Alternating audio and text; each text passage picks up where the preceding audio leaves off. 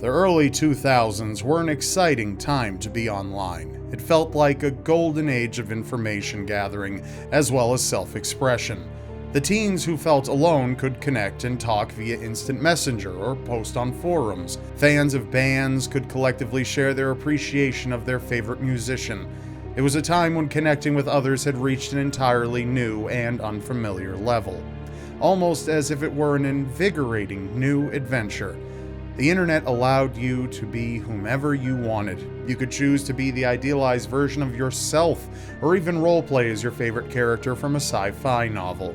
These endless opportunities are what made this time so fresh-feeling, so thrilling. This, however, also meant that the dangers to society, the predators, the harassers, and the overall malevolent too, had a new place to convene.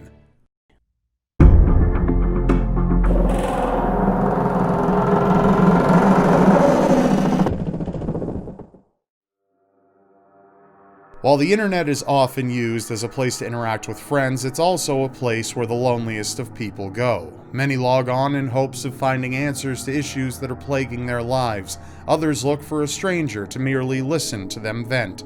In the early 2000s, forums were frequently used, and unsurprisingly, there was a forum or a chat group for the most popular topics to the most esoteric niches. This is where Mark Drybrow from Coventry, England, enters the picture. In his youth, Mark had been an outgoing teenager, and his life was going well. He had friends, a girlfriend, and a typically happy life. He studied computer engineering in college, and everything seemed to be going according to plan. Much like most bad news, out of nowhere, he was hit with a viral infection that his girlfriend had as well. This was a turning point in Mark's life. He never felt as though he fully recovered, and neither his mind nor his body felt the same. This caused massive internal turmoil for him, as he no longer felt the motivation to do anything, and tragically, all that had brought him pleasure was suddenly no longer. His girlfriend left him, he no longer went to class, and then finally left the university entirely. It seemed as though all the joy had been so suddenly and abruptly sucked out of his life, that he was left empty-handed. Understandably, Mark fell into a deep depression that halted everything in his life. The laughter, the excitement, the rush of endorphins he once could feel had completely vanished. For the next 10 years, Mark was miserable and went through lows and lower lows. He lived alone in an inherited house. He struggled to take his medication, which then led to psychotic fits, and inevitably ended up feeling even worse than before, even though that felt impossible. In the summer of 2005, on July 1st, Mark found his way to a website titled alt.suicide.methods. Under the username Spooky, Mark posted, "Does anyone have details of hanging methods where there isn't access to anything high up to tie the rope to? I've read that people have taken their own lives in jail. Anybody know of inventive methods, the ones you don't get to read in the paper?" A user named Lee Dow responded, telling Mark to check his email. Lee Dow's email gave a specific description of how to carry out suicide by hanging. The email described just what Mark was looking for. Lee said, quote, "It is very effective. I have trialed it 5 times now with very good results, so I am using it for certain when I go. Unconsciousness occurred in about 10 to 15 seconds. If it does not occur, then you need more neck tension and try again. Unconsciousness is in 10 to 15 seconds or so, brain death in 4 minutes after unconsciousness, and death in 10 minutes.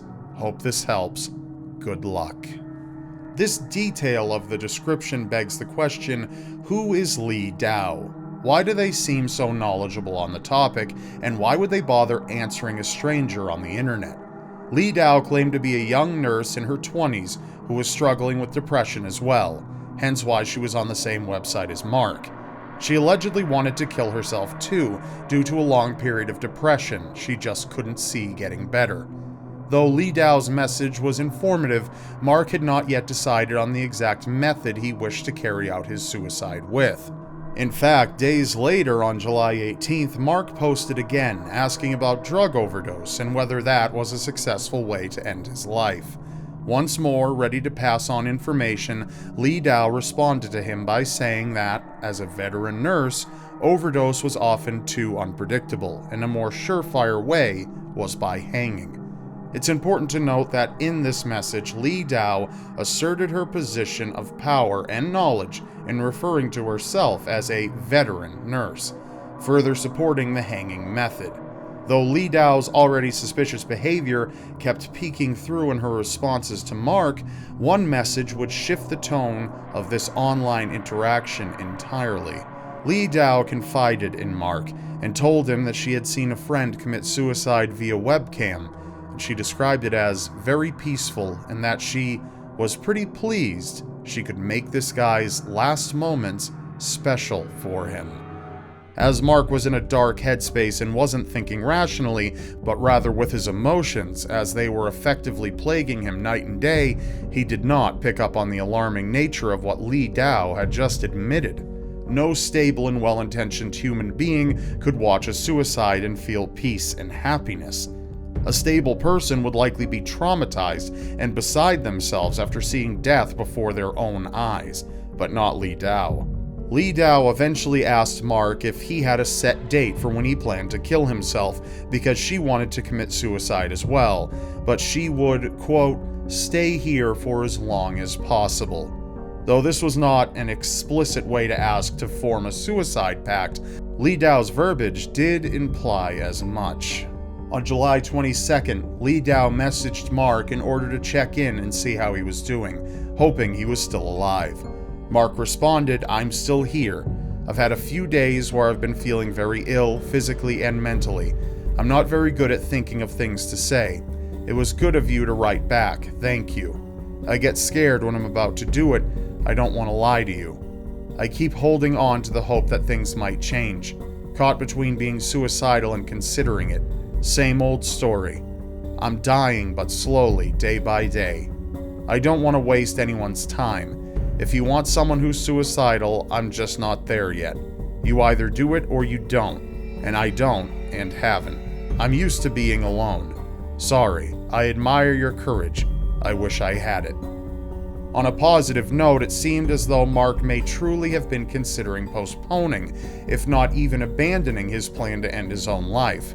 However, the fact that he saw courage in the act of suicide did not bode well, as it further underlined how skewed his mindset had become due to his continuously worsening mental health.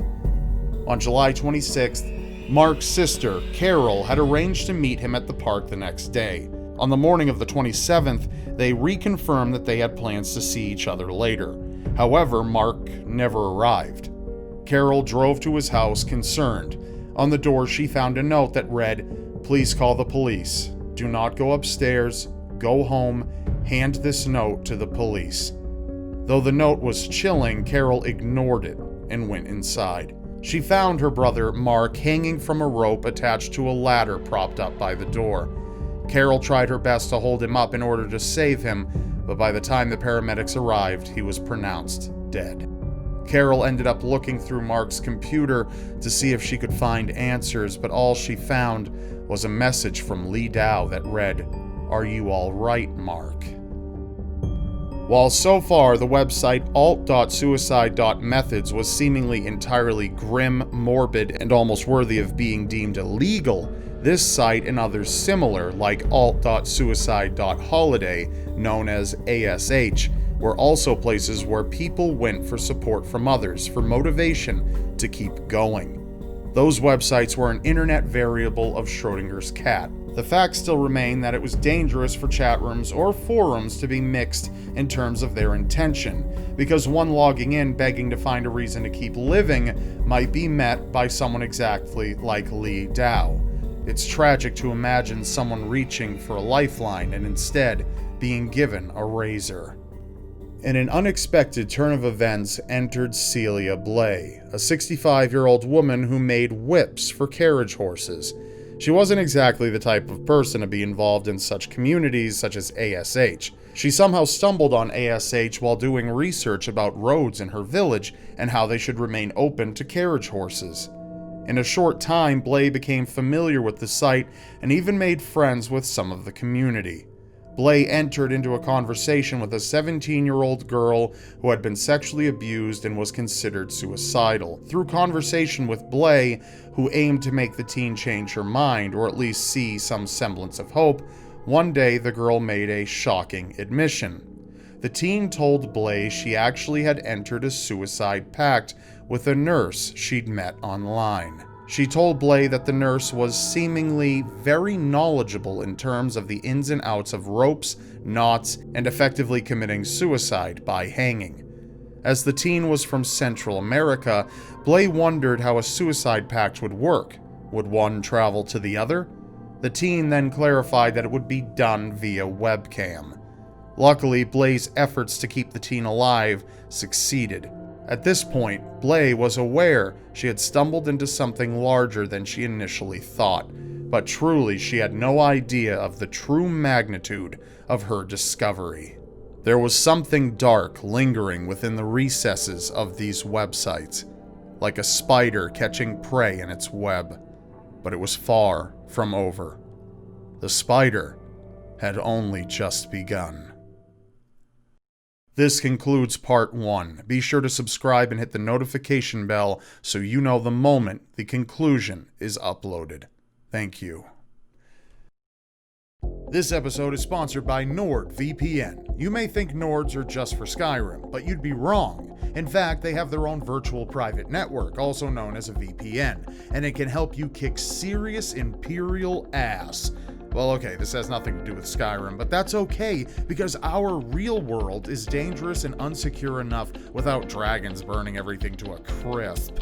We have to deal with our private data being stolen, being vulnerable while traveling, someone snagging your credit card info and using it to buy certain toys. A VPN protects you from all of that. It keeps your info private, keeps you anonymous, and double encrypts your data. NordVPN can also, through badass technology and a pinch of magic, virtually teleport your location to tons of different countries. So that means you can watch content that's blocked in your country because the powers that be think you're in a country that allows the content to be watched in the first place. So you can unlock Netflix and tons of other entertainment websites. Hell, it even works in China. And by going to nordvpn.com/Gavigan, linked in the description below, and using promo code Gavigan, you can get NordVPN for 70% off a 3-year plan, which brings the cost to $3.49 a month, with an additional month free. NordVPN has over 5,500 servers in 60 countries, so they're fast as heck. They don't log your data, have 24/7 support, and they're compatible with most operating systems, including Windows, Mac OS, Linux, iOS, and Android. And for a lighter experience, you can use their Internet Explorer extension. I'm totally kidding. It's a Google Chrome extension, but I bet I had you there for a second, didn't I? Internet Explorer, are you kidding me? My God. No, not at all. It's Chrome. Don't worry about it. With unlimited bandwidth and an automatic kill switch, which would totally look awesome tattooed on your fist, NordVPN is ready to change your life and keep you secure. And if for some reason you don't like awesome things and you really want your private information stolen, they have a 30-day money-back guarantee. So again, to get 70% off and a free month from the award-winning, critically acclaimed NordVPN, just head down to the description below and hit the link to nordvpn.com/Gavigan and use promo code Gavigan. You're sure to love them. And seriously, if you fought for the Imperials in Skyrim, you've got problems. Nords for life. Thanks for listening. Be sure to head on over to my merch store linked below. This is one of your last chances to get the original Seriously Strange merch. Once it's gone forever. There's some people who have reached out to me and said, please leave it up just a bit longer, waiting for a paycheck, Corona hit, everything like that. So I know that times are tough, so I'm letting it run a little bit longer, but I can't keep it up forever. I've got new designs waiting to be released. So head on down to the description below to my Teespring and pick up some Seriously Strange merch. The original stuff. It ain't gonna last. I'm telling you, soon it's gone. And again, it's gone for good. All right, thank you very much, and I wish you the absolute best. Stay safe out there.